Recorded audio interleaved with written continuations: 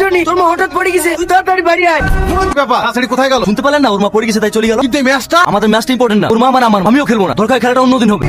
মা তুমি বলে পড়ে গেছিলি, বা লাগাইনি তো? আরে সেরকম কিছু হয়নি, সিঁড়ি দিয়ে উঠতে গিয়ে পা ফসকে পড়ে গেছিলাম। তোর খেলা হয়ে গেল? না খেলা, আপনার বিপদ হয়েছে শুনে আমরা খেলা বন্ধ করে চলে এসেছি। আমার কিচ্ছু হয়নি, তোমাদের সবসময় বাড়াবাড়ি। নাও তোমরা খেলো গা। এই মাহি, মাকে একা রেখে তুই কোথায় গেছিলি? আমি একটু পাশে বাড়িতে গেছিলাম ভাই। তোর কবে বুদ্ধি হবে? তোকে বলিনি মাকে বাড়িতে একা রেখে কোথাও যাবিনি? বাবু ওকে বকিসনি, আমি ওকে পাঠিয়েছিলাম পাশের বাড়ি থেকে কাঁচা লঙ্কা আনতে। বুড়ি ওদের খেতে দে। না খেলা এখন খাবো না। টনি তো বিরিয়ানি পছন্দ করে, আমি মা টনের জন্য বিরিয়ানি করিস। আপনাদের রাতে শিখাবো। চল টনি। মা আমি সামাতে বাড়িতে গেলাম। এই বুড়ি মাকে রেখে কোথাও যাবিনি? ঠিক আছে ভাই। যেভাবে হোক ওষুধের ম্যাচটা আমাদেরকে জিততে হবে।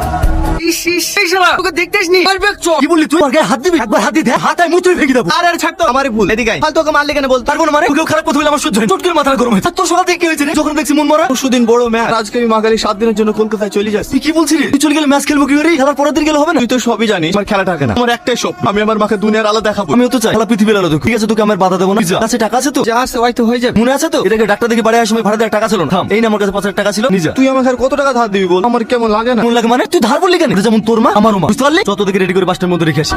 কিরে কিভাবে ব্যাটিং করছিস? একটা বল তো টাচ করতে পারছিস না। আর তোর মন কোন দিকে আছে রে? এভাবে করলে তো কালকে ম্যাচটা হেরে যাবো। কিরে খেলা আমাদের ফোন করতে লাগলি যে? আমি খেলবো না, কবে খেলা? হ্যাঁ বলো। কলকাতা থেকে আসার পর দেখছি কেমন যেন হয়ে গেছে। তুই কিছু জানিস? না আমিও সেটাই ভাবছি।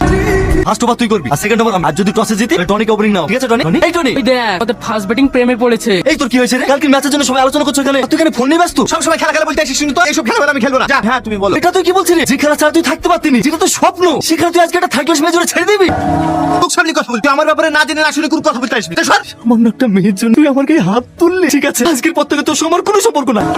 কিরে বাবু, বারবার টনি ফোন করছে আর তুই কেটে দিচ্ছিস কেন? আর তোদের মধ্যে কি হয়েছে রে? টনিও 2 দিন থেকে আমাদের বাড়িতে আসছে না। কি হয়েছে না যে টনিকে জিজ্ঞেস করবো? আমাকে জিজ্ঞেস করছো সবসময়। টনি দেখ আর খাবোই না। কিরে বাবু, হাত ছেড়ে উঠে চলে গেলি যে? খেয়ে যা বাবু, খেয়ে যা। ভালো লেগে বলতে যাবো আর বিনা অন্যায় মারবি? বারবার ফোন করে কি মনে করছিস? আমাকে ক্ষমা করে দেবো? কখনো ক্ষমা করবো। সমাজ এই কি হয়েছে রে? আমাদের টনি গলায় দড়ি দিয়েছে।